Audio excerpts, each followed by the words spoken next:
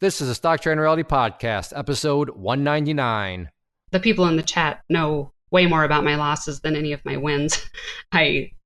That's when I need support, I guess, maybe, is when I have done something stupid.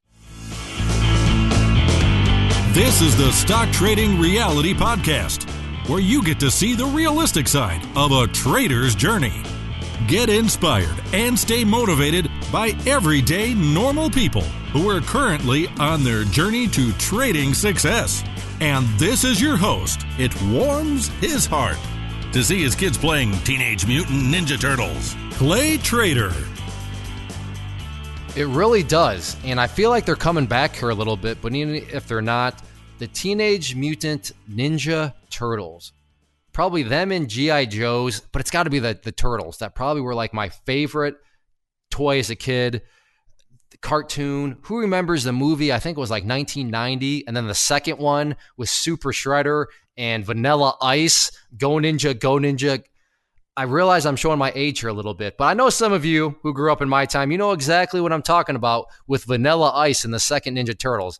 But yeah, when I see my kids playing Teenage Mutant Ninja Turtles and they're dressed up, and actually my mom bought them like these styrofoam shells that they can put on, and they all got, you know, the blue. And let's see, Dot is Leonardo, Joy is Raphael, Trip got designated Michelangelo, and then Faye is Donatello. So I have 4 kids. So I mean, they got their characters. Sometimes I'm Shredder, sometimes my wife is April O'Neil. But yeah, it warms my heart. And I guess it just kind of shows how old I am. But this is, I don't know. I don't want to say do or die for our esteemed co-host Ches here. But Ches, I'm not saying you have to be diehard Ninja Turtles, but please tell me you at least maybe had a toy or saw a cartoon or a movie. I mean, where do you stand in regard? Because I'm older than Ches, but we're within the same tolerance of the timeline. So where do you stand in regards to this? Yeah, era. There we go. There's a good word. Where do I stand in regards to this? Well, one of my fondest memories of my childhood was my first bicycle, which just happened to be a Mutant Ninja Turtles bicycle. There we go. It's also one of the saddest memories because it is the only bicycle I've had stolen in my life, and God bless living in a big city. But yep, eventually somebody stole it. I was very sad. They stole a children's lime green Mutant Ninja Turtles bike. But yes, I was a big fan as well. I mean, that kind of irritates me, but at the same time, I guess that really just shows someone was willing to put their police record on the line for a Teenage Mutant Ninja Turtle for an awesome bike. Oh, I had some wicked ramps with it too. Let me tell you.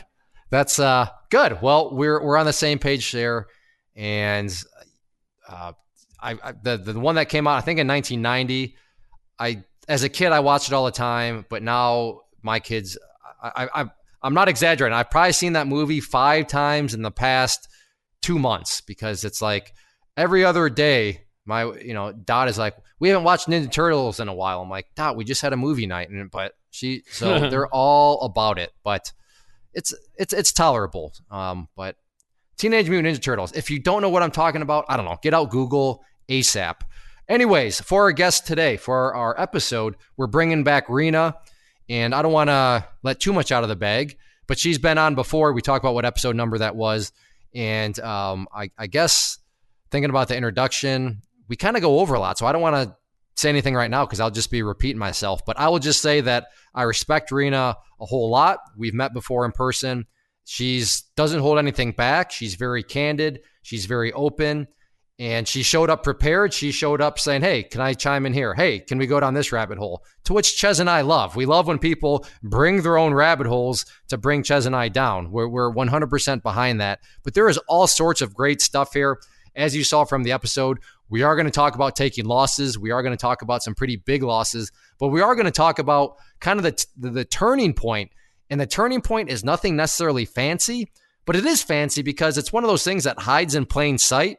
But it's also very, very difficult to accomplish. So we talk about all sorts of great stuff. So without further ado, let's hear about Rena and get an update on her and her journey. Rena, welcome back to the show. Thank you.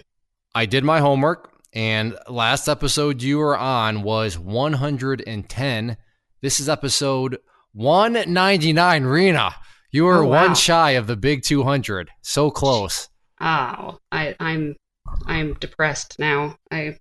I quit. I'm going to come back next week. You're probably extra. Yeah, we'll have to depressed. find another guest and then get Rena here for 200 again. So Yeah, okay, Rena, it's been yeah. good talking to you. Yeah, thanks. Yeah, thanks for. We'll just have you on back-to-back episodes, and yeah, we'll have this one be 2 minutes. But you also said that you shut down your trading platform, so thank you very much for that. And how did your trading go today? It was up to 52 when I shut it down, I believe. Earlier, I asked if anybody wanted to get started earlier, and you said, yeah, you're in an Amazon trade. Was that like your last trade of the day, or was that the one that brought in all the gains? Or I guess where did that Amazon trade that you referred to earlier in the lounge, where did that fit into the grand scheme of your trading for the day? That was my last trade, $55, I think. Okay, nice. Okay. Let's see. Let's start back at the beginning because I'm not going to lie, Rena. This is what I remember about. Well, first off, Rena, I've met her in Florida. She came to the Florida meet and greet. She missed the Denver meet and greet, oddly enough, because she had Mexican black virus, whatever, dysentery, Ebola, whatever that was you had. So that was. How bad a karma was that, right? Yeah, that was. The Missed my own irony, I meetup. mean, looking back, it's funny because we literally came to Denver based on your suggestion and others. But you told us, Rena was literally the person who was like, all right, we'll come in these months and the weather will be solid. And it was beautiful when we came there. But yeah, then you ended up not being there because you got sick. However, on the second trip that was not official, we met up and I met with Rena again. So she's, none of this is staged, I guess, but it's not like new in the sense of Ches and I don't know Rena. Ches, how many times have you hung out with Rena? I've hung out with her enough to leave a cooler with her in her possession for probably since the last time she did a podcast. So I think it's 4 times now. Four times, I believe. 3 or 4. Well, last time she was on was 110, which is over a year ago. So that cooler's been there for quite a while then, huh? It has. It's accruing its own rental rate, and she's not the kindest landlord about it, but I'll get it back at some point. I'm surprised she hasn't sold it on eBay or something yet. I took it with me to the Denver thing and still didn't give it to him. It was bad. All right. Well, we'll still blame Ches for not asking you to remind you. I mean, we'll throw him under the bus. I'm siding with you, Rena. But we're gonna blame Ches for leaving it with me to begin with. I told him, yeah, exactly. Possession is 99% of the law, right? We do love possession out here too. So yes, that's great. There you go. All right, you were on 110, which was a long time ago. And as I was saying before, I detracted myself with the time we've met. But what I do remember about Rena is she signed up for the community, and then before she even ever did a podcast, she was on the live webinar, which is part of Clay Trader University, which is totally backwards. Most people, get to know them on the podcast, and then they'll come on the live webinar. But Rena. And weren't you on like the live webinar within, I don't know, I want to say like a week or 2 of joining? Is that familiar, or am I just making that up?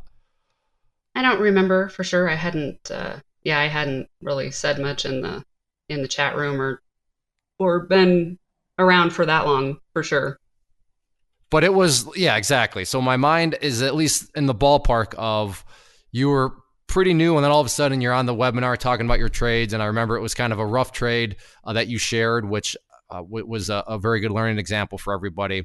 But yeah, that's what I always remember about Rena is, oh yeah, she's the person that showed up, and then all of a sudden, boom, she's on webinar, she's on podcast, I'm meeting her in person, I'm golfing with her. It's craziness. But remind us where you were to your best of your ability back in episode 110. I mean, summarize that episode, and I realize you probably barely remember anything about it, but I guess what got into the markets and what were you trading, and then we'll kind of pick it up with more of what's currently going on with you. Well, we talked a lot in that episode about my son Peyton, because he's one of the reasons that I kept getting back in the market, because he was really interested from the time that he was about a freshman in high school, and he had brought it up again because he didn't have his own trading account yet. He wanted to get into some trades, and so I helped him out with that and bought him what he wanted at the time in my account, and it just got me back into trading again, full force this time. And actually, that last podcast aired on his birthday. So, oh, good job. Good job, IT Nate, for having that coordinate perfectly. And right? Good job on that. How old is he now? 24. 24. Okay. Well, I guess the bigger question is when are you going to do a, mother-son podcast for episode 200? See, I'm already got you back for 200 right there. Yeah, see, that would be awesome. And he's this is all, of course, a long story because it's the journey of trading, right? Because he's had some big up and downs in the market as well as I have, and yeah, we've both learned some big painful lessons. Well, it has been a long time since the last time we did talk, so I can fully understand that. But so obviously, you get back full steam into trading. Chaz, I had a question on that because I don't remember this part, but you said it got you back in kind of the groove, or it got you back interested in trading. So you had traded before, and what pulled you away to begin with?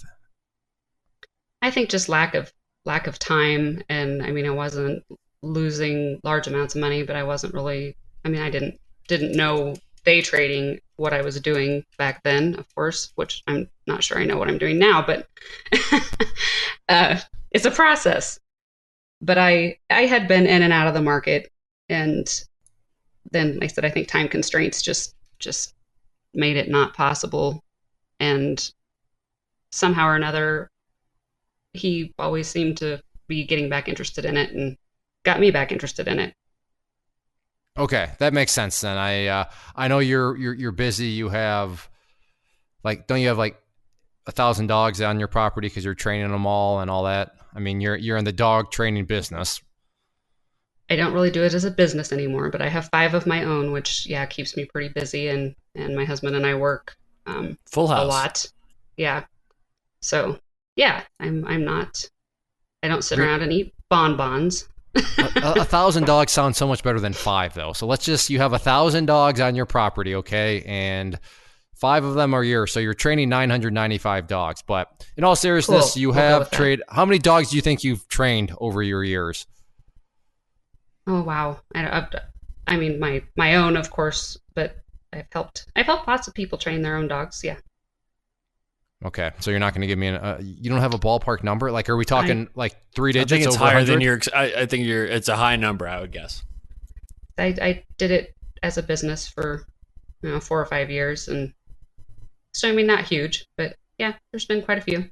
Oh, Rena, your modesty drives me crazy. Anyways, you showed up with a big pie of humbleness, and I'm not a fan of it. You need to brag a little bit, but anyways, I'll keep prying. But okay, so you showed up, that got you interested again, and you were trading options right back then, and I know you're still trading them now, but you were essentially focused on options during our last episode 110. Yeah, actually, the title of my podcast then was The Process of Narrowing Down a Strategy. And we talked a lot about how I had not found what I felt was the way to trade. And I had been selling options. I had the farm going. I had been buying some long options. I had been trying day trading, several different forms of day trading, some with equities, some with options. I hadn't taken any big losses at that time. I think I was up, I'm wanting to say like right around $5,000, I think. And I was just kind of trying to find where I fit in and what I was good at or not good at. So that was in April of 2017. I finished April green. May was green. And I'm not sure what went wrong, but June through December of 2017, I only had 1 green month. The rest of my months were red. And I had taken, which Chez has unfortunately got to listen to me whine about this a lot because he just happens to be close and we get together quite often. So I know how to trade. I know how to make money. I apparently don't always know how to take a loss. And when I take losses, they wipe out sometimes months worth of green. So I had taken, no, go ahead. No, go for it. I had taken, I don't know, probably half a dozen $3,000 losses. And in October, because I've always liked your type of the rubber band strategy, that every time I started doing rubber bands, I would be green, green, green. Everything's going awesome. And then I let something get out of hand and I take a huge loss. And in October of 2017, I got into a rubber band in Cree. And actually, you had alerted it. And you said this would be a good fade over such and such a number. And first mistake, I didn't wait for that number. So, well, Rena, earlier you made the comment about I'm not quite sure what happened from June. It sounds like you do know what happened. It was okay. I'm interested to see how this goes. So, yeah, I laugh just because we've all been there. So, listeners, I'm not that cruel, but that's funny. Well, first off, I didn't wait for the number, so it sounds like it's only going to get better. So keep on going.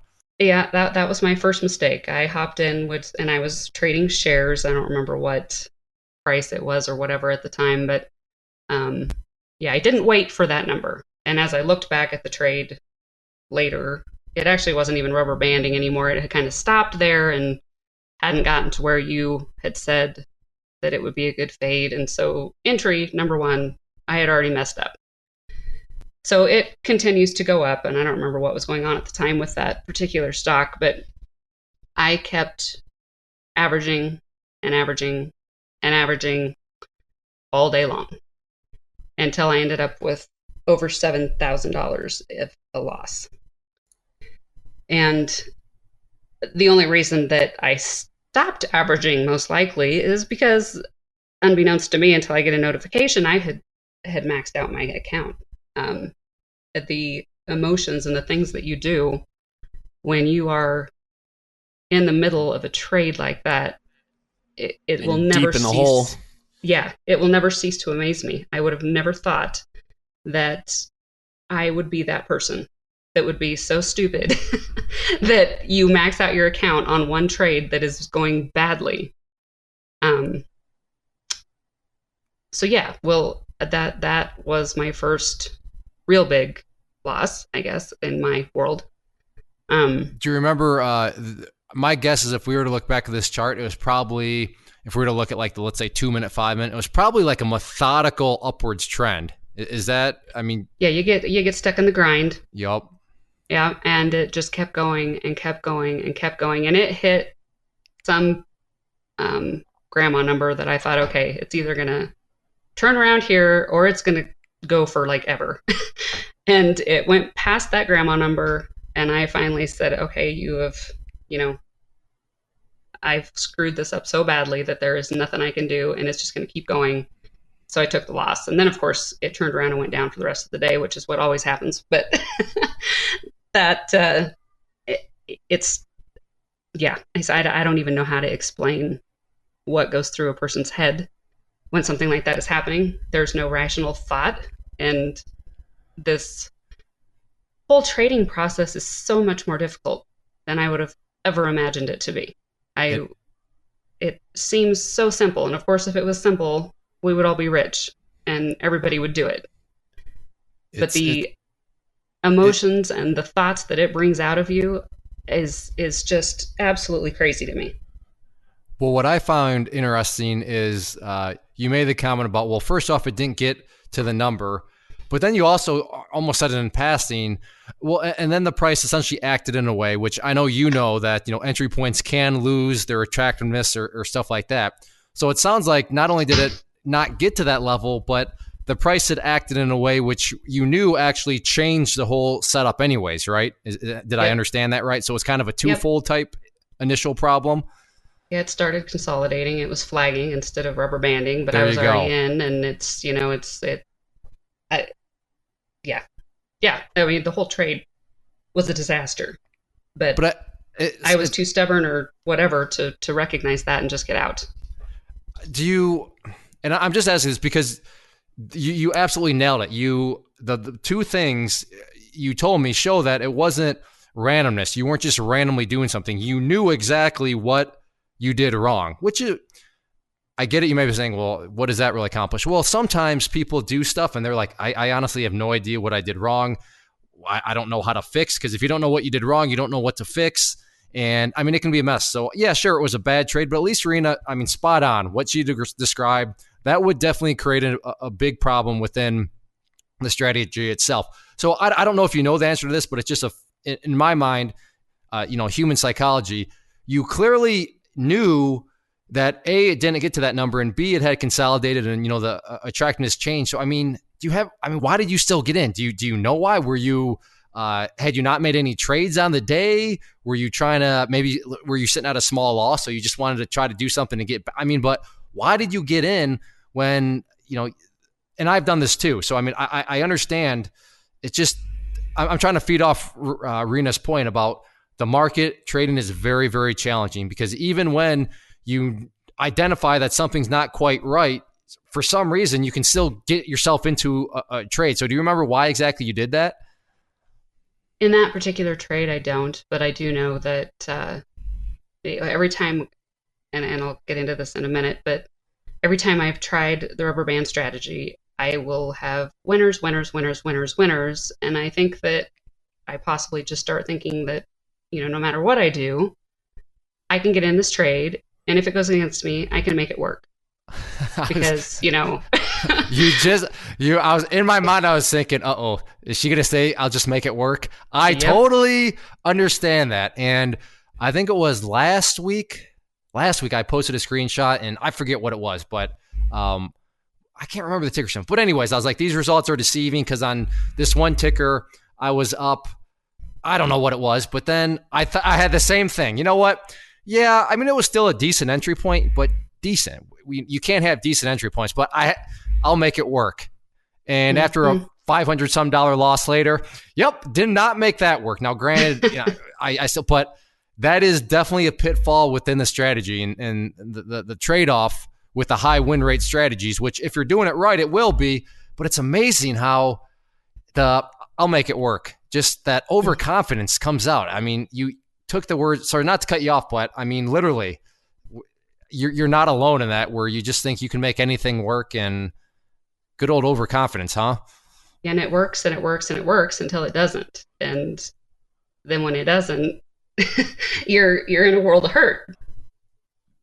No, you're absolutely right. And it sounds like though you've made progress, because this was, you said October, right? Right. Of 2017.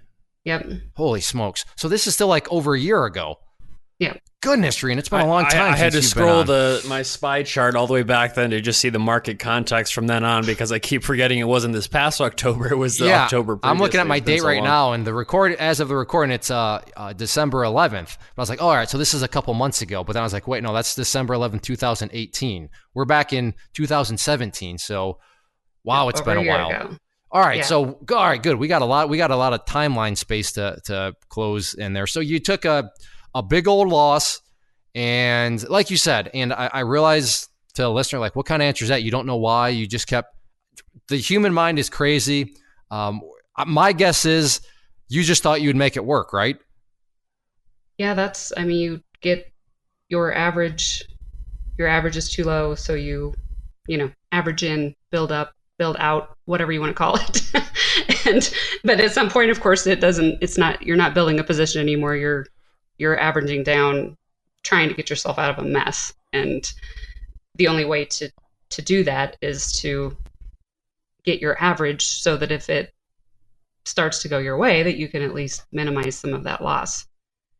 And which is ridiculous to even think that way ever, because if I would have just taken the loss to begin with, it probably started out as, $100, $300, even $1,000, whatever it was. And instead I got myself in so deep that I took a $7,000 loss. And what's amazing to me, we like to be right. Yeah. And what's amazing to me is, to take that one step further, you knew that you should not have ever even been in the trade to begin with. So you already violated two things to begin with, but yet then, like you said, you know what?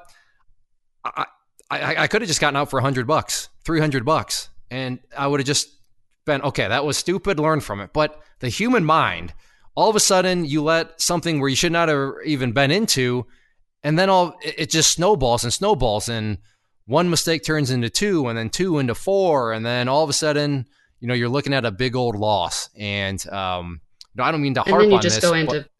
Go ahead. Sorry. You just go into... I go into panic mode and freeze mode, and I'm going to do whatever I can do to get myself out of this. And I think it was DT the other day that posted a trader emotion thing, and then it goes from confidence to happiness to hope to praying to the trader psychology, the psychology roller coaster is what I want. Wasn't that made of like emojis or something? Yeah, and it's just, it's so true. So true. And I don't know if it ever necessarily disappears. I think you just get better at recognizing that you're an idiot. Like I said, just last week, I was an idiot with the I'll make it work.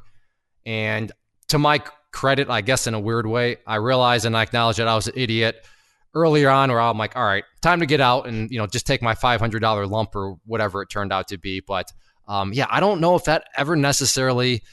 I think the idiot is always going to be with you as a trader. It's just a matter of how quickly can you recognize that you are an idiot and then just take your lump and move on, because that and the trade that I'm referring to, that thing could have gotten so much worse. But so in hindsight, all right, that $500 loss didn't look too bad. But and I don't mean to harp on this and hang on this one point, but to you as listeners out there, especially if you've never traded, like Rena said, you can watch videos on YouTube. Oh, wow, that looks easy. You just press buttons. Okay, yeah. You learn about some candlesticks. You learn about some Bollinger Bands and some moving averages. Oh, yeah, I know what a support and resistance is. Okay, yeah, I'm ready. I promise there is more to it than that. And I don't know, it's fascinating to me when, you just talk with other traders that that they know what they're doing, but then you do stupid stuff. And it's like, well, I've done stupid stuff too. So I like to try to dig and figure out what exactly, is going on. But yeah, I totally relate with you, Rena, in the sense of a bunch of wins, I'll make it work. And then it works until, oh yeah, I should probably have just stuck to the original strategy in the first place. But all right, so that trade happens, and we just spent like the past 10 minutes talking about it. But I mean, that was a good little wrap. Did you need to add anything in there, Ches? No, I just think, it's just another example of it's more so you versus yourself versus, it's not you versus the market makers or you versus Warren Buffett or whoever it is, or, whoever's the Fed chair or whatnot. It's mainly you versus yourself, because I promise you, if you generally stick to the plan and you have kind of a sound plan to start with, it's the emotions that kind of get you in trouble. And, even just me this morning, I caught myself like picking up my mouse and dropping it because I was frustrated. And I was like, okay, it's time to take my foot off the gas pedal. Like you just become better at recognizing it. There's no way I think that you ever silence those voices. You just get better at kind of noticing it and being like, okay, I'm not going to force trades. I'm not going to push this. I'm going to wait until I get what I'm looking for, and so on and so forth. But yeah, I think that's going to always be the case, at least for me. But I bet you that's the case it goes for everybody. No, when you have entire books out there on trader psychology, it's certainly you against yourself. It's you against the person in the mirror. But all right, Rena, we won't harp on this anymore. So the trade happens. Where did you go from there? Did you pause trading? Did you just keep on going? Did you decide you needed to make changes? I guess pick us up from there in your journey, because we're basically still about 14 months ago as of right now. So this is still a while ago. So take it from there. I do want to add in there, which I told you might regret having me back, because I feel like I have so much to say. No, good. So much has throw happened. In whatever you need to throw in, for sure. The whole psychology thing is because I have sworn off futures before. I'm not probably ever going to go back to futures, just because I don't like the tick size. I don't like the fees and that, but I've sworn off. Talk about tick size real quick, because Ches has talked about this multiple times, and Ches, if you want to harp in, but that's definitely something that new people need to be aware of, because I get it. I'm on Facebook. I scroll through the wall. I've seen all these, hey, come trade futures. I'm on YouTube. I've seen all these, hey, come trade the E-minis and all these futures markets. And I get it. People make it sound so beautiful. And it only takes $500 to trade an E-mini, and it's gone. But Rena says she didn't like the tick size. So I'll let you two, your friends, I'll let you debate who wants to explain tick size and how that's actually a pretty big variable when it comes to futures trading. Do you want me to take it, Rena, or do you? All righty. So tick size, essentially, I know I've said this before, but I think it's the easiest way to explain it. So imagine if you're trading a $10 stock, okay, and you have 100 shares of it. If it goes up a penny, you've made $1. If it goes down a penny, like below where you entered, you lose $1. So you can kind of go from 100 shares to 50 shares to 500 shares. You can kind of decide, or pretty much how much you want to risk per penny movement. The futures market is a little bit differently. Some trade in tenths. The E-minis trade in quarters, so 25, 50, 75, and then the whole. But every quarter point, every tick is essentially worth $12 for the E-minis, and oil is $10 every tenth. So essentially, I'm telling you, it all sounds great, in lip service. Oh, I'd like to only risk $30. Okay, you want to risk 3 cents in oil when it's a $50 stock. 3 cents. Okay. In reality, your stop probably needs to be bigger than that. But it's not uncommon to take $100, $200, $300 losses if you're actually, say you're risking 30 cents to make, more than that, hopefully. It's just there's no real way to kind of make it smaller. And I've been saying that all the time. I'm like, I wish ticks were worth like $6 because then I'd be more comfortable trading it. But it's just a lot, and it takes a lot of, as tight as you want to keep your risk, at some point you can't. It's the amount, the ticks just add up. And I'm telling you, four ticks in the ES is essentially you've lost $50. And $50 is not, it can swing very wildly, especially lately with the volatility. But yeah, you can't really reduce how much you're kind of willing to risk per contract, which you can definitely do with shares. And then on top of that, the fees that they charge to at least the broker that I was using at the time, which I haven't traded futures for over a year, but the fees on top of that, which I did not realize when I first started, are so much more than what I pay in commissions to trade options or stock. That is one thing that I have just decided that is not for me. But I've sworn off futures, I've sworn off rubber bands, I've sworn off day trading, I've sworn off doing many different things because I've taken a big loss on something. But correct me if I'm wrong, though, you also swear them off because you actually have a process that makes you money. Am I wrong in saying that? Well, let me get to that. All right. Yeah, shut your mouth. All right. Because I've sworn I'm never going to do all of these things again because I've lost money. And of course, the problem is not the thing. The problem is not the rubber band. It's not futures. It's not the strategy. It's not your trading style that's broken. It's you. It's me that is broken. So I can say, oh, I'm not going to do that again because I can't trade that way because I lose money. But I have since realized, obviously, I said it's not the strategy that's broken. It was me that was broken.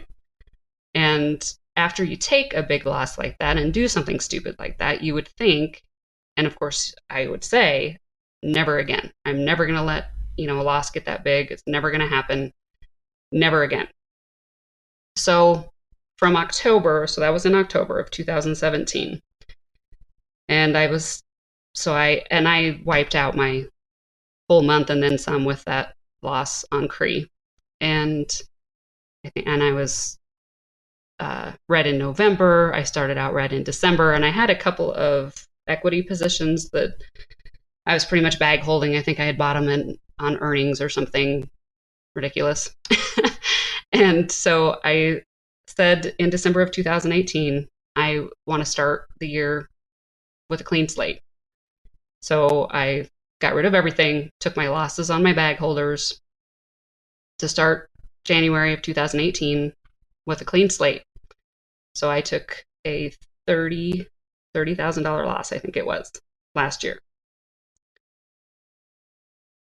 You want me to keep going? Yeah, absolutely. Yeah, sorry. I'll be honest. I love this mute feature, by the way, Ches. My kids are in here, and I'm trying to shoo them out. So did you say 30? Say the $30,000 number again. Like I said, that's probably not the most professional thing to say. I wasn't quite paying attention, but I wasn't quite paying attention. I was trying to control the chaos over here, but my office is now clear once again. So what did this 30,000 pertain to?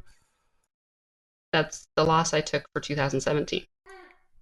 We'll call it a 30,000 tuition payment and some. Yeah, I was gonna say tuition. I'm saying business startup costs. There we go. Yeah, absolutely. I like that. I like that. All right. Businesses a lot of times lose money their first year, right? They do. They definitely do. It's very rare to make money right out the get go, but I think you're right in looking at it that way, because there's a difference between, you understand already that it's not the trading strategy. It's, you got to figure out the demons inside that are causing you to kind of take these losses, and how you got to that point.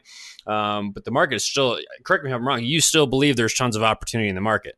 Oh, there's so many opportunities in the market. I was just thinking this morning that you can look at a 10-minute time span on Amazon or SPY or whatever it is that you want to trade, and you can have 4 different people in the chat room that are all trading it differently. Somebody might be shorting options, somebody might be going long options, somebody's looking for it to go up, somebody's looking for it to go down. So they're even in the same exact 10-minute span, there are even so many different ways that you can make money on that. Of course, that also means there's so many different ways you can lose money on that. Good point. And I have a video, I think it was a vlogger, whatever it was, but I made an alert for like a bullish pattern, and the thing just broke out. So, I mean, if you would have played the bullish pattern, played in the pattern breakout, nothing fancy, it would have been like a really, really solid trade. But then I did a live trade video where I just happened to be, recording, and I'm short in the breakout the whole time. And I mean, I ended up making money on it too. But to your point, literally same exact stock, same exact time frame within, 10 minutes, 5 minutes, whatever that was. Plenty of opportunity. Now the smart trade in hindsight would have been to just go long on the breakout, but I still made money on the short side. So it's amazing how, like you said, but I like how you threw in there, which is so true. There are lots of ways to make money on a trading vehicle, but there's also lots of ways to lose money. That's always the other side of the coin that maybe sometimes too often probably gets left out of the process. But all right, well, $30,000 startup business investment cost, we'll call it that. Mm-hmm. You made the comment 2018. You want to start the slate clean, so I guess we'll pick it up from there. Clean slate. How did things play out from that point? January was good. I was green in January. Let me ask this real quick. What exactly were you doing? You threw away futures. You threw away the rubber band. What exactly was your trading strategy that you started? Well, through all of this, I've always had swing trading, selling options like Ches and I like to do. The farm, as we call it, I've had that going always. And for the most part, I've never taken like a $7,000 loss like I did on the rubber band thing in the farm. It always is. You have lots of options of what to do. You can roll it, you can take shares, whatever it is that you choose to do to work your way out of something if that starts to not go your way when you're selling options. And so that's something that I've always had going. And probably in January of this year, I would say between 30 and 40 positions on. And yes, I had sworn off day trading again, which I've done several times. And then somehow I end up doing it again. So that brings me to another point too, because I absolutely love the chat. I could not still be doing this without the help and support of everybody in your group. There are some,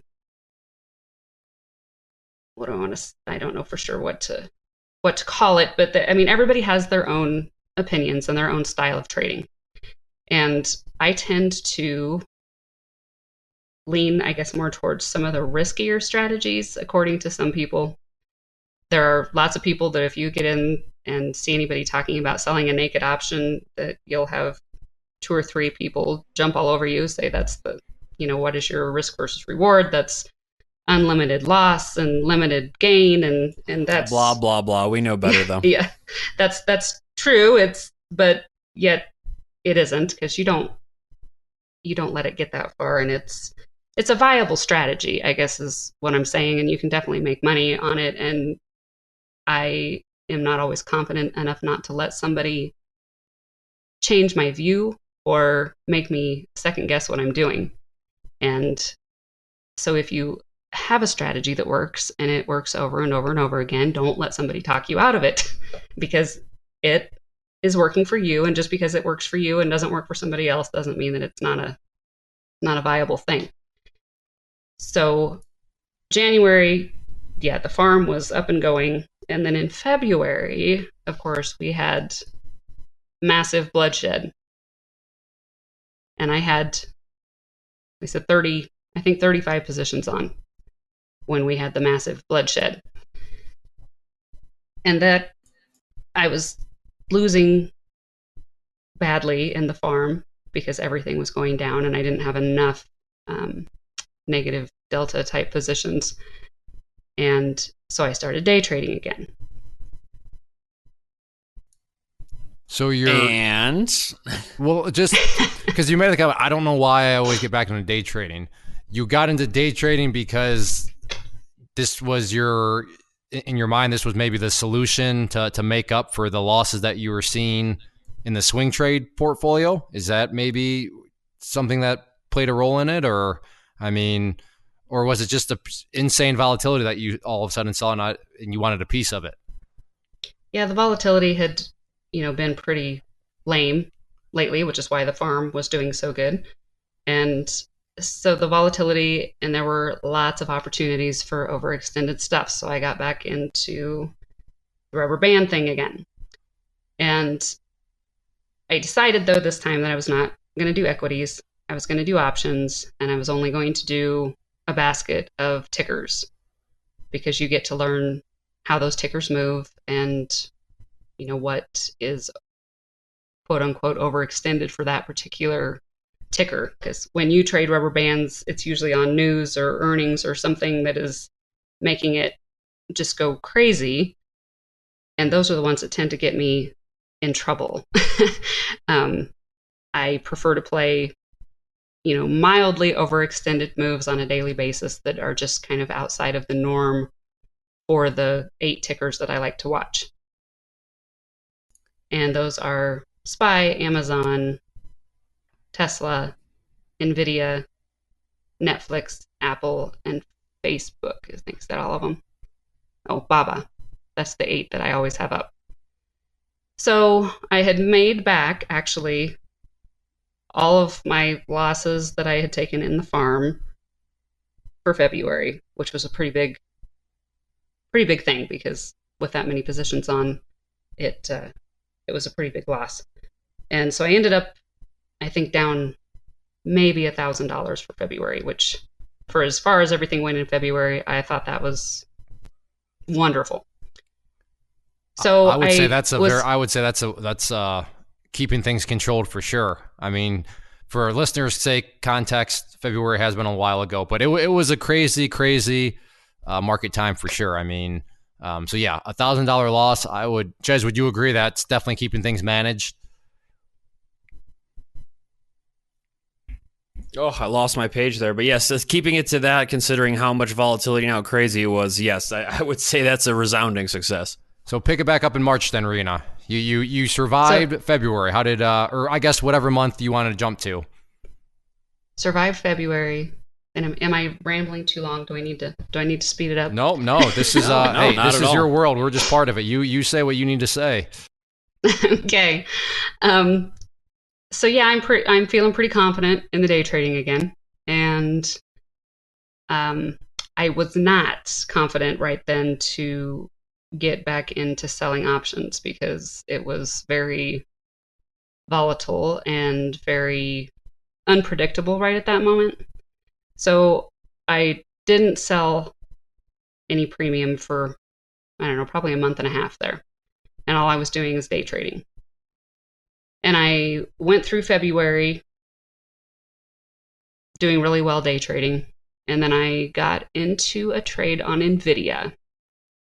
And this is every time that I've gone back and looked at the bigger losses that I've taken with the, overextended strategy, it is because some sort of big event has happened that I didn't realize, or that took it way further than I expected it to, I guess. So that day in NVIDIA, it was news. News had come out, and so I get in on like the second candle outside of the Bollinger Bands, and it ends up going just crazy.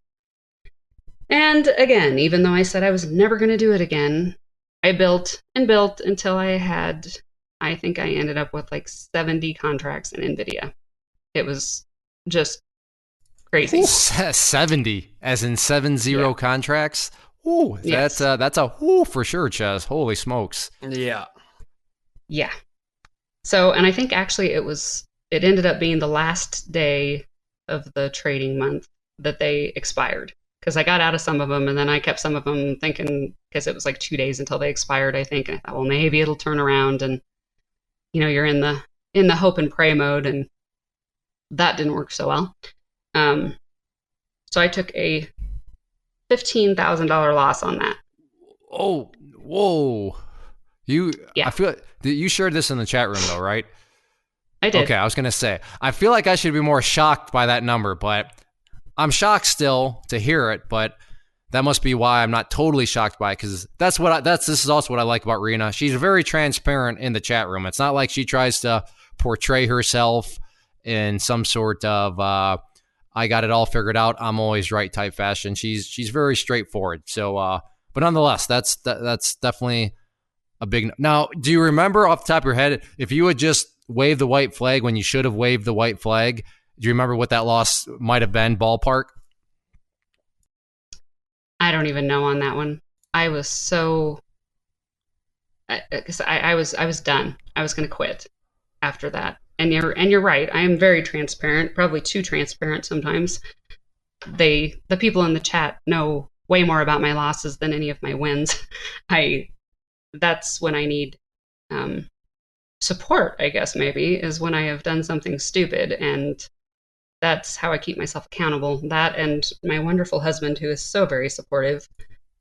Al, every right? Evening, that's his name, if I'm remembering. Al, yep. There we go. And he travels the country, and he's an expert witness for like train stuff, right? Yes. Wow, yeah. You're good. And he's a Nebraska football fan. I mean, yes, he is. Yes. I actually like Al. We hung out quite a bit, and Al's a good guy. Denver, down at the other side of the table at that brewery. And I like Al quite a bit. But that's why, oh wow, he's an expert witness for train stuff. But anyways, sorry. I kind of want to jump. I want to jump back in here before Clay talks about going choo choo and getting the conductor hat on. So I mean, obviously, you've taken this big loss after kind of trying to do rubber band stuff with options. Now you said you're on the verge of quitting, and that's. I feel like I don't know how to properly vocalize this, and Clay, I kind of want you to weigh in after I finish, but I have been pushed to the point of where I thought I was going to quit at least 3 times, where I'm like, this isn't for me. Like I cannot do it. I mentally cannot do it. But then in the end, all it takes for me is to take, say, a week or 2 off and be like, you know what? I'm looking at this as a challenge. Granted, I'm not just throwing, good money after bad. I'm like, okay, I need to reevaluate. I'm going to go look at all the silly things I did and write them down, or do something to remind me so I don't do it the next go around. Did you kind of have a similar? Well, actually, Clay, I want you to weigh in, and then I want to hear from Rena. But did you ever get to those points where you're like, I feel like I'm ready to throw in the towel. I'm just too frustrated. I'm pretty sure there's 2 types of traders out there. There's those that have been to that point, and then there are liars. So those are the 2 categories of traders that exist because. Yeah, it's a challenging game, but this is also why, Ches and I, why we're always saying you have to be competitive. You have to have a passion for this, because if you don't, you're just going to be like, all right, this is too hard. Next. And it'll chew you up and spit you back out. But you have to be if you don't have some sort of mean streak of confidence, some sort of mean streak of, stubbornness, but that's the cruel thing is you have to be stubborn to have success, because you have to have the drive to keep on going. But you also can't be stubborn in certain situations because it'll absolutely crush you. So the good old catch-22 that the market gives you, things that are required are also things that you don't want to have. Would you agree with that? Makes sense, right, Rena? Right, Ches? I mean, you want to be stubborn to keep on going, but you don't want to be stubborn in CRE, for example, or where you just keep on, doing stupid stuff. Is this making sense, or am I just way out in left field here? Absolutely. And I wouldn't say that I'm an overly confident person in general, but I am stubborn and I am persistent. I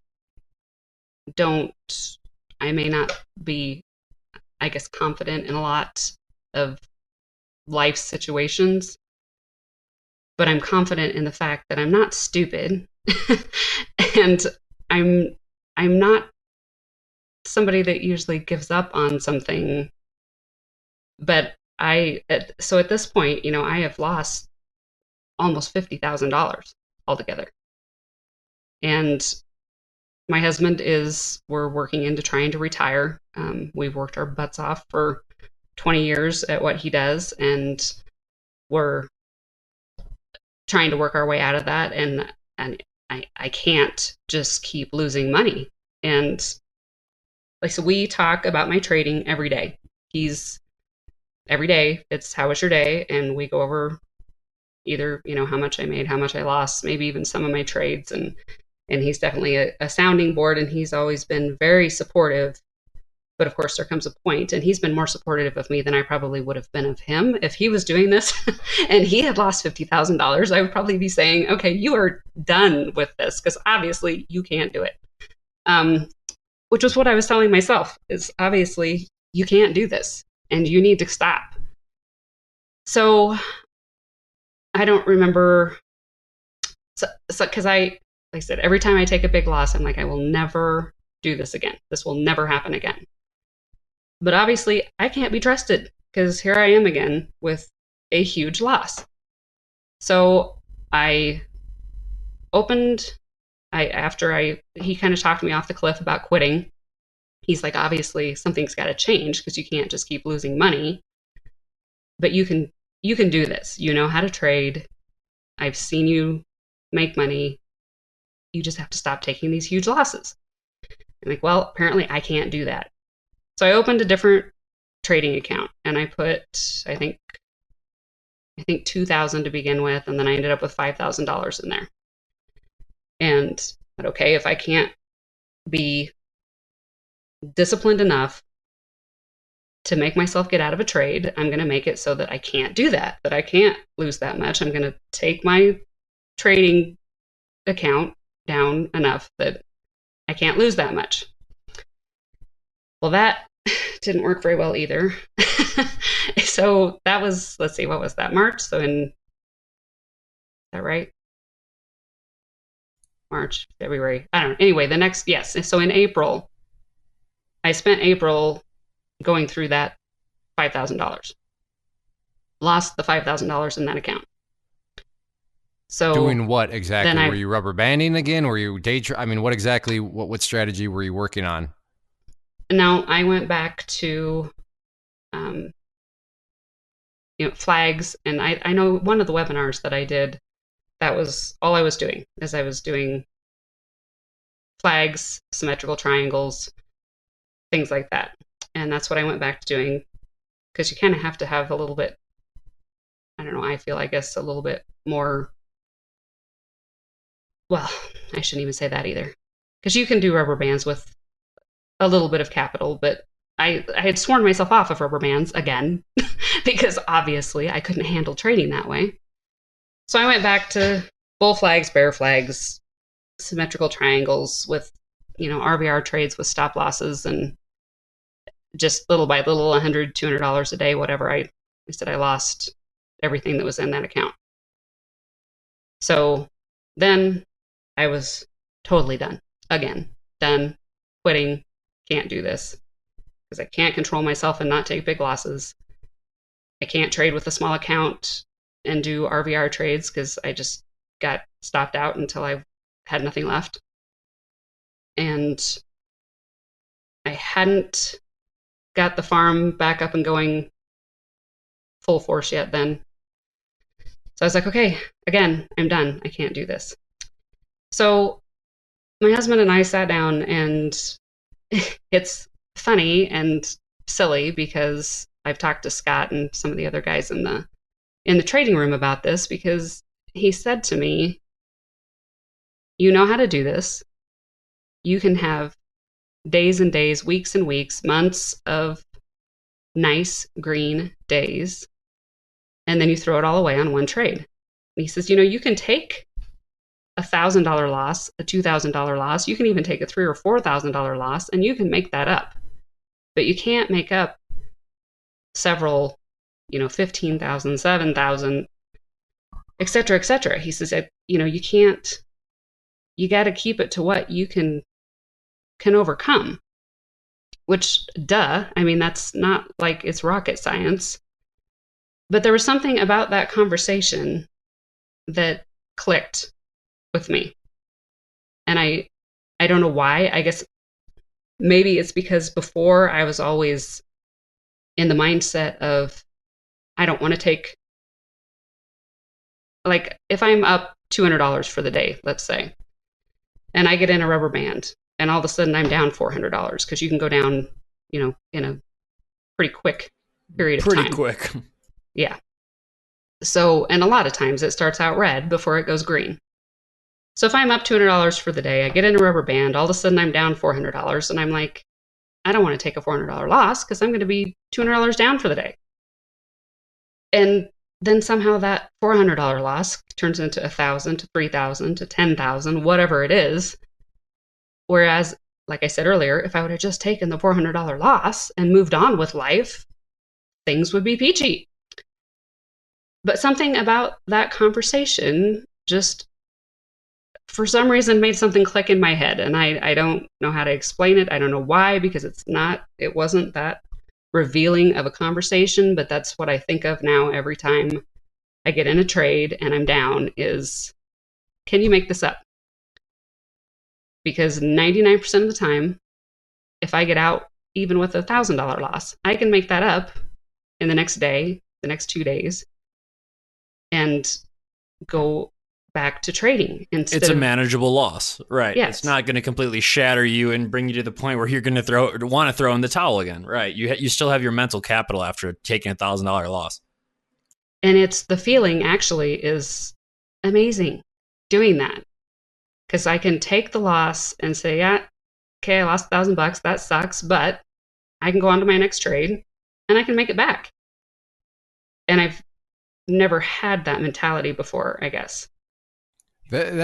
I'm just listening to you because, trading, Ches and I were both guilty of this. Trading, well, I guess really anything in life is filled with sound bites. So, well, you got to keep your losses controlled. You got to keep your losses manageable. But what the heck does that even really mean? Well, what you just described is, well, that's what the soundbite means of keeping it controlled. Giving yourself a chance to fight back. And like Rena said, now $1,000, if you have $1,000, that's obviously not a good loss. But for Rena, in her mind, controlled is, okay, if it's $1,000, I can either fight and get that back the next day or within at least the next couple of days. So therefore, that's what a controlled loss is. So, we should all probably be better about defining sound bites like that. But yeah, Rena, you nailed it. To me, that's what a controlled loss is. Now, yes, controlled meaning you got to make sure the chart makes logistical sense, but controlled also from a money management perspective where, for me, there's to just go along with the $1,000 number. One of my live trades, the strategy doesn't go right. But the one thing I did do properly was I took a $1,000 loss on it. And I don't know what it's called on YouTube, but I don't know. It's one of the live trades I posted. But yeah, I think maybe I think I closed that day only down like 400. And then the next day I was back in the green. So I'm totally with you, Rena. There's something about, just having your mind process, keeping it controlled, and controlled meaning, how long is it going to take me to realistically get that loss back? And it sounds like is that kind of your little mental trick now? Thanks to, which I gotta admit, that is kind of a random conversation to have in the chat room, but I guess that's just kind of the power of the community is you never know when you might have a conversation with somebody that really just gets the light bulb to go on, like you said. Oh, and sorry, I might have confused you there because that was a conversation with my husband, but I was explaining it in the chat room because Scott asked me, what did he say to you? Gotcha. Okay. No, I'm sure you said it right. I'm not, look, listen, Rena, you know this about me. I'm not the sharpest tool in the shed. So, that I just called myself a tool, didn't I? Oh, well, that was a bad, I'm not the, or what analogy? I'm not the, whatever. As you can see, I'm proving the point here. Sharpest shears. You're not the sharpest shears in the shed. How about that? There we go. Everybody's officially now turning off no, people are probably keeping it turned on because Rena's just dropping some knowledge and experience bombs on us. All right, so you have that conversation with your husband, Al, and then you're telling Scott about it. And I'm not trying to steal your thunder, but dare I say it sounds like this may be some sort of turning point for you. It has been, absolutely. And I don't understand it. Per se, and that's, I do. It makes you take. Let me ask you this: have you taken losses since then? I have. Have you had any massive losses? And I've had a couple that were more than they should have been. I'm still struggling with it, but I haven't taken anything that's wiped anything out. I've been green for 6 out of the last 7 months. I had taken that. Let's see. So in February. Let's see, it was down 1,500 in February or 1,000, whatever it was. And in March, I was down that 15,000 from NVIDIA. And in April, I had lost that 5,000 plus some that I had put in the baby account. And since then, I've only had one red month, and I've made up for all of those. I'm up actually over 10,000 for the year. Now, I want to know about that red month. What was the red month? Down how much? It was like 1,000, I think. Okay, and then 70 grand, and then Ches, don't do that to me right now. Don't scare me like that. Okay. My bad. All right. My bad. So, what is average ballpark? What are your average green months now? Let's see. I just brought up my because I had a 2,000. She's gonna start trading. That's what she's gonna do. She pulled up the platform. No, I pulled up my spreadsheet. 2,000, 2,000, 3,000, 7,000, 10,000, 7,000. They're getting bigger as we go. I think we talked about, because I did was that in October? I had a gift from Red Hat. They had some news and I had shares of that. So I did make about $6,000 off of that. Well, so my day trading was. But yeah, it's a gift, but it's also. Yeah, bad trades can happen, but that's the whole idea of risk versus reward is if something bad happens, you got to just cut it. But the flip side is good stuff can also happen, and you want to make sure that your account is properly positioned to benefit from when those random good things do happen. So sure, that didn't necessarily take like skill, but had you had another account, let's look at it like this. Let's say you had another NVIDIA trade just because whatever reason, and you lost 10,000. Well, who cares about the $6,000 because your account didn't really benefit. You're still down, you're still losing money.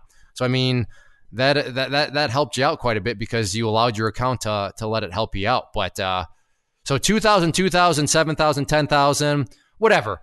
We'll take out that $6,000. So 2,000, 2,000, 7,000, 4,000. And the one time where you had a losing month, it was still at $1,000. So yeah, that's a big jump because I mean, jump in the right way. And you attribute this just because.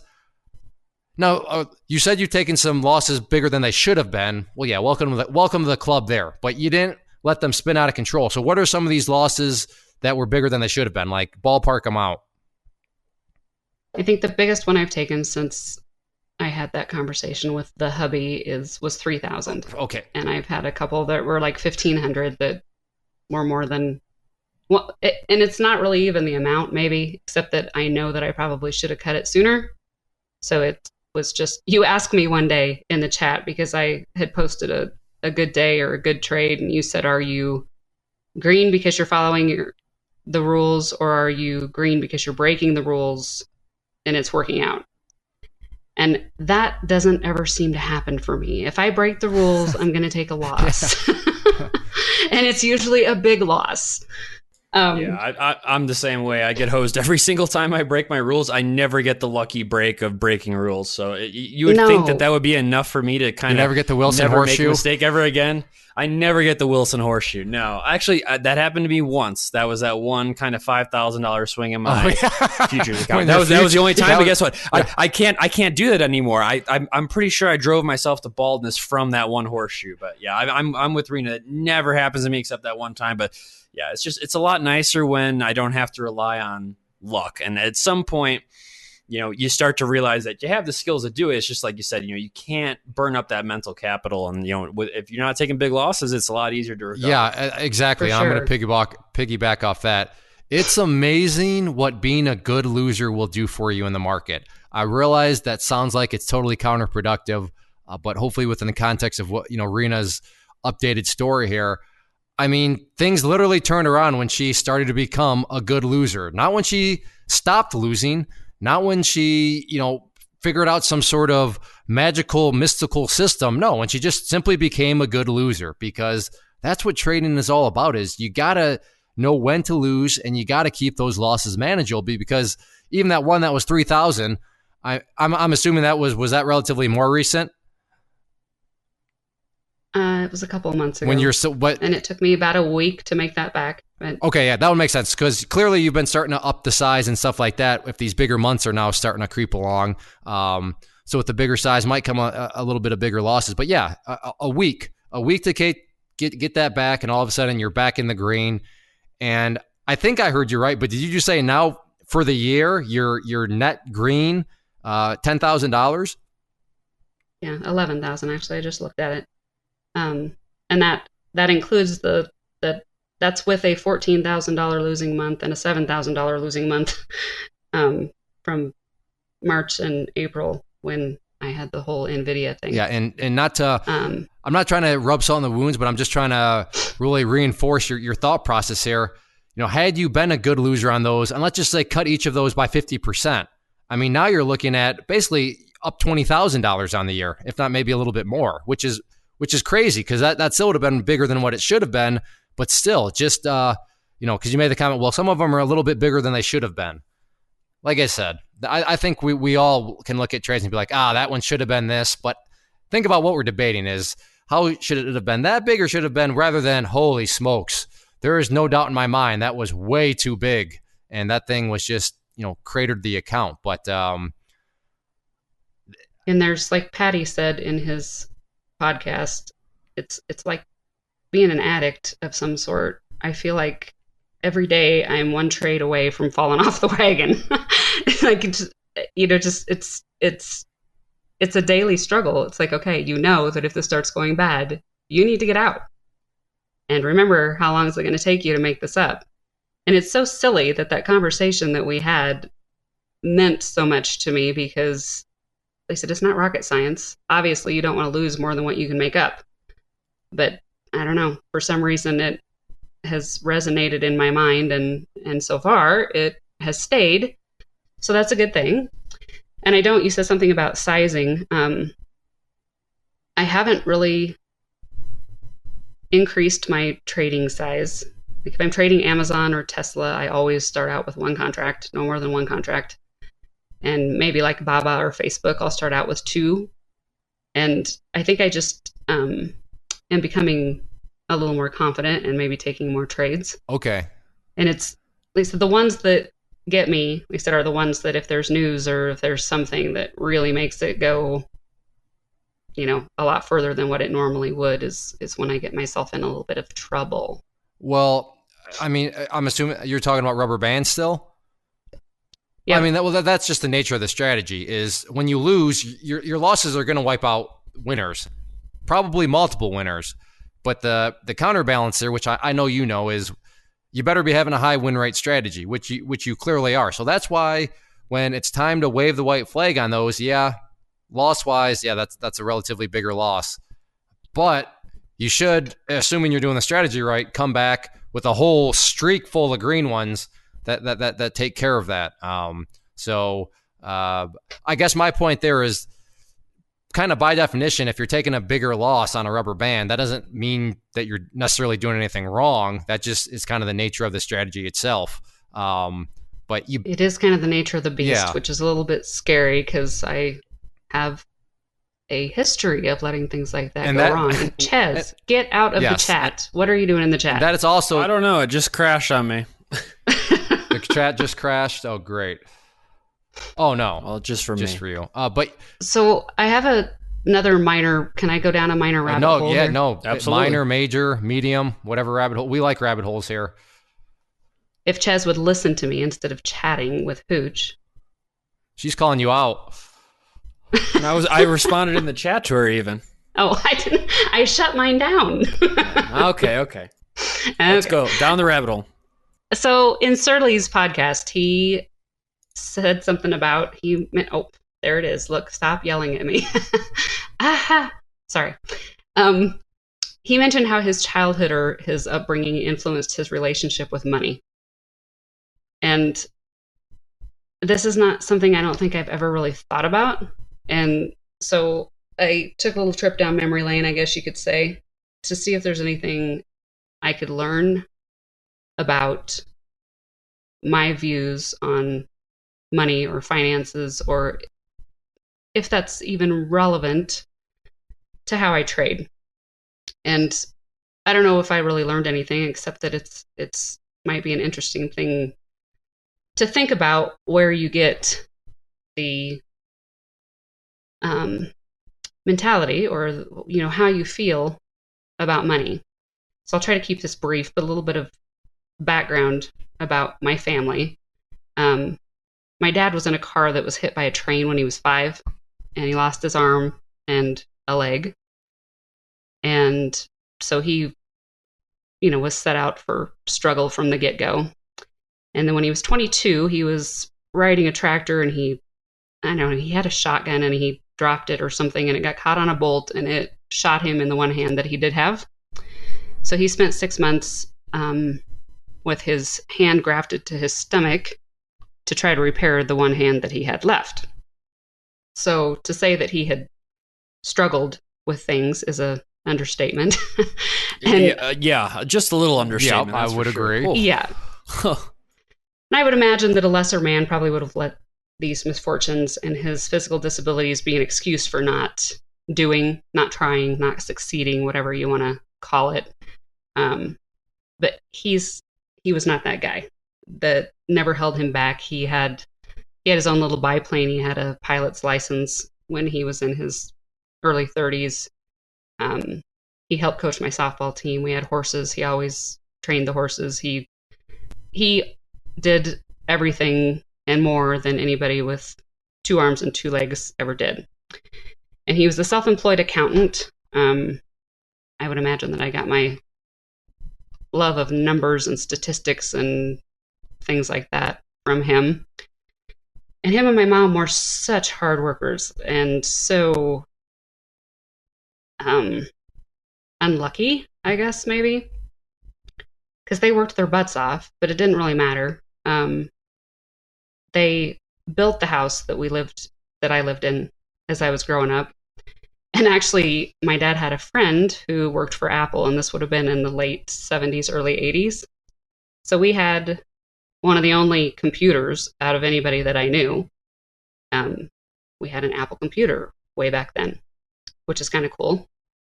My dad was really very techie, and he was born in the 20s, late 20s, 27, I think. So for that age group, he was very into computers and numbers and all that type of thing, which obviously I got all that from him also. Anyway, they opened a little ice cream shop.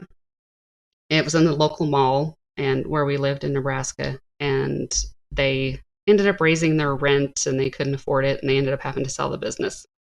And long story short, it didn't work out. It ended up making them have to file bankruptcy.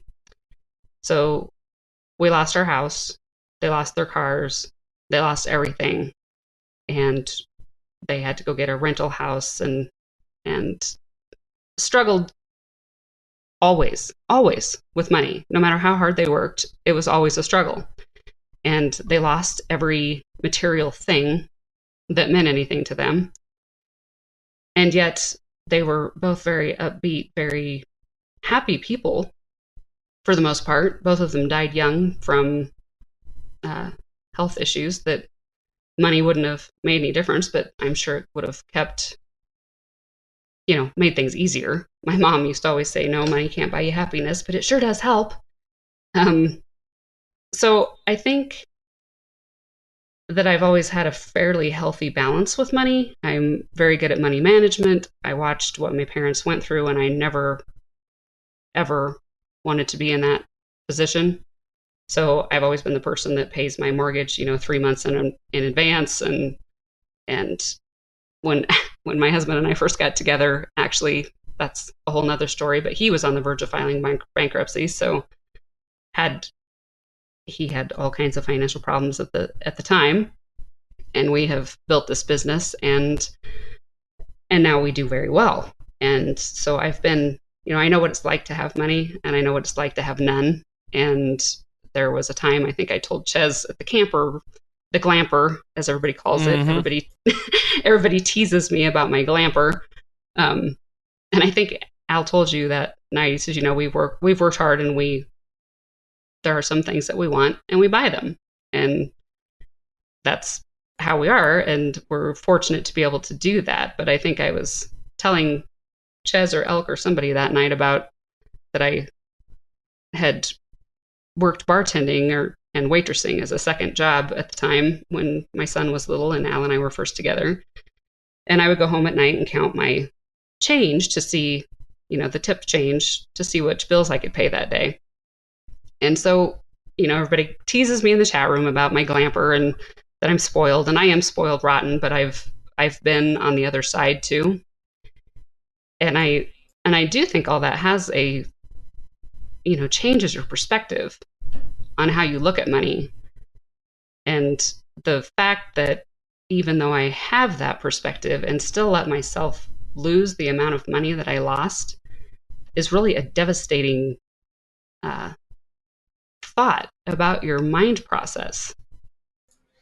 Right. And I mean, correct me if I'm wrong, but it's just pretty much, it's the power of your ego and psychology that you've literally had periods of time where you're counting your tip money from your second job, or, even if it was just a part-time job, whatever it was, to figure out what bills you can pay, to going to, I'd much rather just be right than say be wrong and lose $1,000. I'd rather prove to this market that I'm right and ultimately get hosed for say 15 grand than to just pretty much admit, oh, well, this didn't work, take my lumps and kind of move on. To me, it's just a testament to the psychology, but I fully agree. The relationship you have with money will come out in your trading. So you kind of need to, you understand your background, and you realize, the power of $20 or $5 or, whatever it is. But yeah, it is kind of wild to think about. I'm the same way. I lost, 3 months worth of income in a trade before, and I was like, how did I let this kind of happen to that?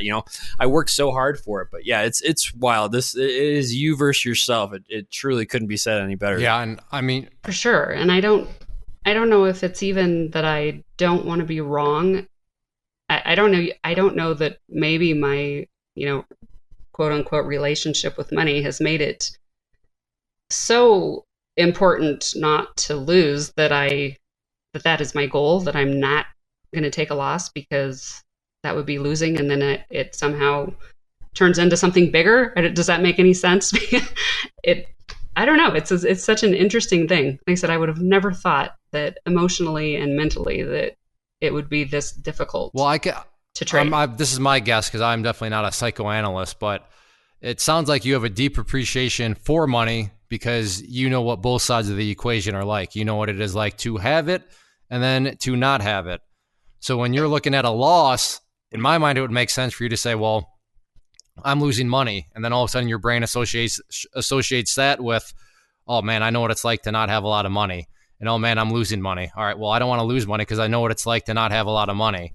So I could see, I don't know if that's, but I could see that maybe being kind of the opening the gates that, kind of all of a sudden a loss turns into a much bigger loss. Whereas now it sounds like you realize, yes, I'm losing money, and that's, I don't like to lose money because I know what it's like to not have money. But if I don't stop losing money right this second, I could lose a whole lot more money And that will be a million times worse than it is right now, because I know that I can eventually fight back and put myself in the green and have more money.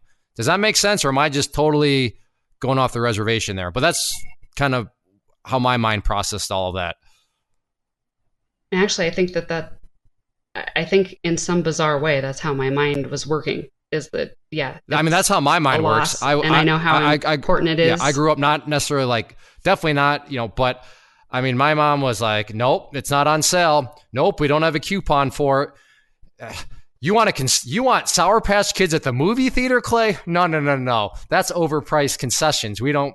That's how Ches knows my airport policy. I don't buy stuff at the airport because I was just raised. And you can't get an extra ranch if it costs you money. Ches, I have heard that story. And it's 100% fact. Why would you ever pay 75 cents for a worth of ranch? That probably cost them 5 cents. That's like an 800% markup. That's such a ripoff. So yeah, absolutely. We were at Hooters. People were distracted, okay? It was just Gator DC, and we don't know where you've been, Gator, but if you hear this, yes, you did buy the 75-cent ranch that made Clay nuts. I know where he's at. I know where Gator's at. He's living in a cardboard box under a bridge because he spent... But he's got his ranch. He's got, because of his ranch. But my point here is I can relate, Rena, because that's how I kind of let things spin out of control in the past. It's like, oh crap, I don't like to lose money. Money's valuable. I understand, the value of $1 and what it takes to actually earn $1 and all. So I don't want to lose that. But now, like when we're on the same page, and I can make it work. I can work it out. Right. But now it's a matter of, well, yeah, I'm losing money now, but the losing could get a whole lot worse. So if I just cut it off now, then that gives me the fighting chance to, who knows, maybe even get back green on the day. But if not, within the next few days, and then I'm back in the groove. I'm back in the high win rate of the strategy, and everything's fine. But I think, to your point, a lot of it has to do with kind of your relationship with money, and but it's a tough catch-22 because you want to be stingy with money, but you don't want to be too stingy because it does. There is risk that comes with trading as a whole. So it's a massive fine balancing act, which kind of brings us back to Chez's whole point from way back when. It's not you against the market makers. It's not you against Warren Buffett. It's not you against the algorithms. It's you against the person in the mirror.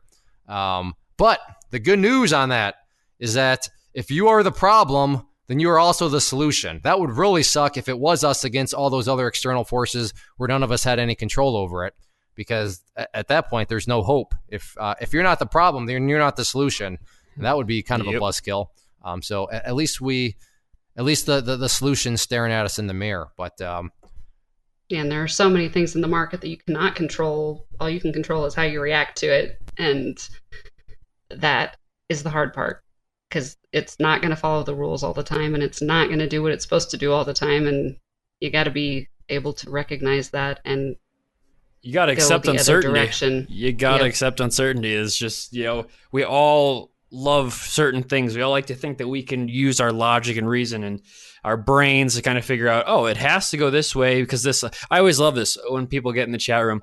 Why is the market rallying? And I just go, does it really matter? Like, sure, you can go talk to 5, economists and they'll tell you why the market's rallying or falling.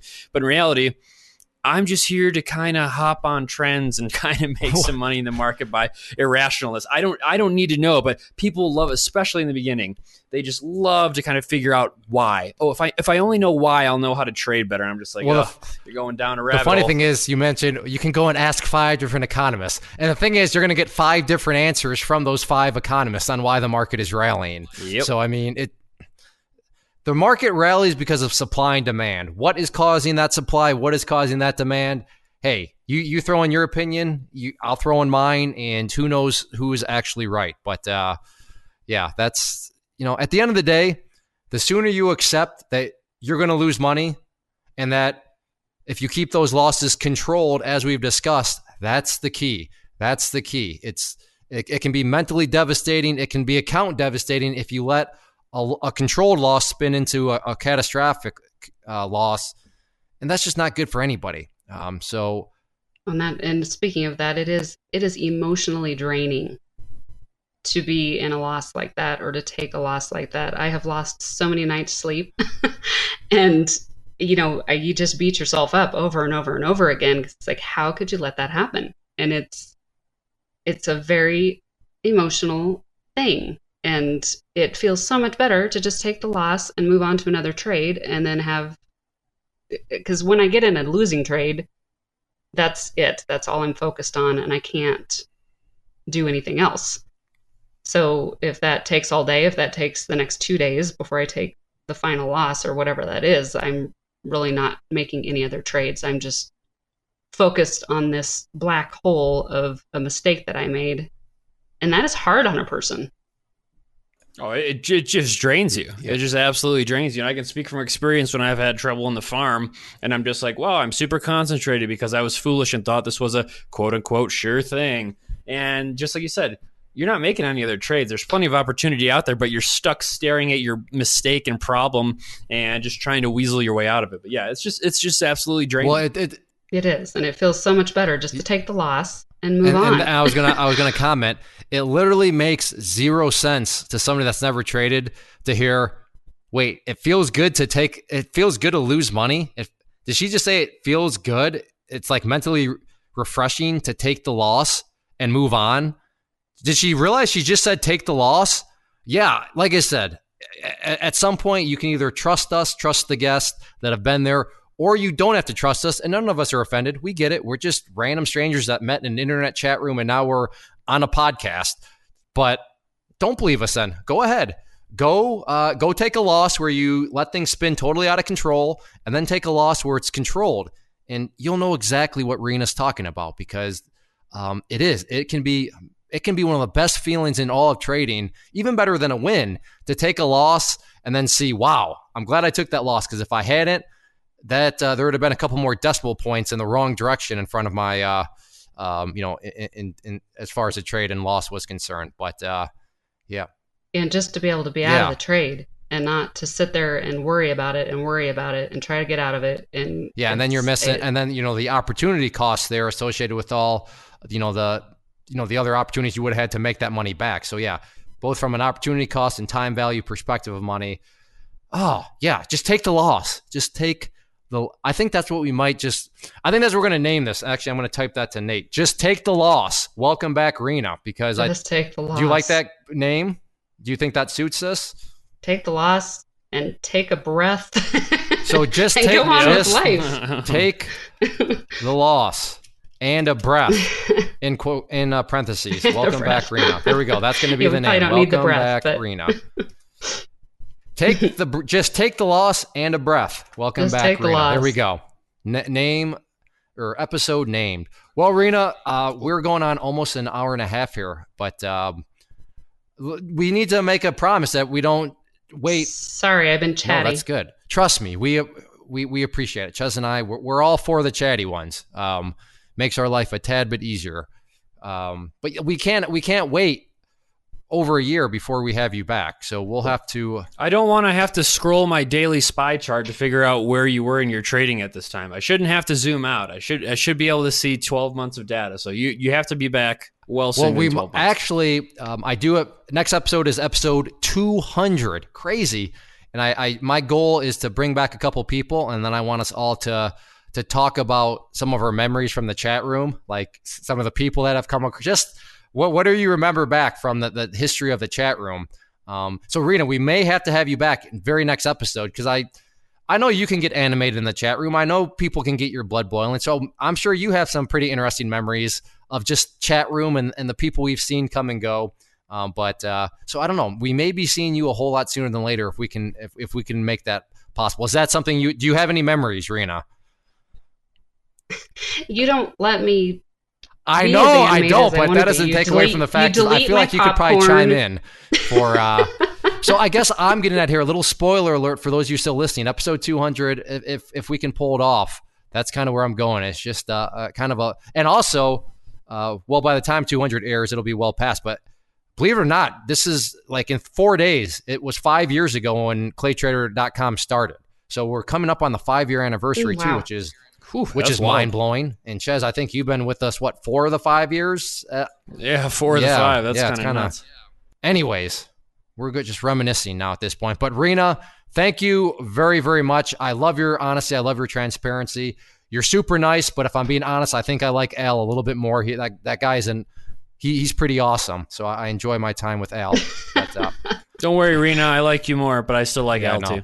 But thanks, Ches. No, they're great. And I'm sure we'll hang out some more in the future. There's no question in my mind. But Rena, thank you again for coming back and being so transparent and candid.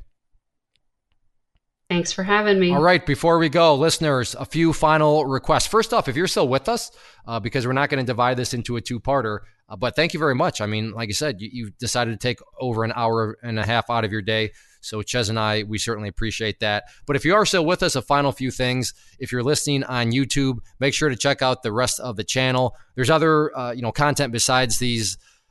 What is this? This is a podcast. Let's see. We have live trades. We have vlogs. We have quick tip videos. There's all sorts of stuff on the channel. So check out that and hopefully you decide to subscribe. If you're listening on the iTunes player or any of the other podcast players, make sure to subscribe. And especially on iTunes, if you could leave us a rating, that helps us out and goes a long, long way. And we really do appreciate it. And finally, if you're listening at claytrader.com on the show notes page, leave us a comment, click that share button. We pride ourselves in being interactive. So if you choose to go there, leave us a comment. We will read it. We will reply to it. And like I said, questions, comments, suggestions, just let us know. But thank you again to Rena. Thank you again to our esteemed co-host, Ches. And thank you as listeners. And we will see you back next week for episode 200. This has been the Stock Trading Reality Podcast.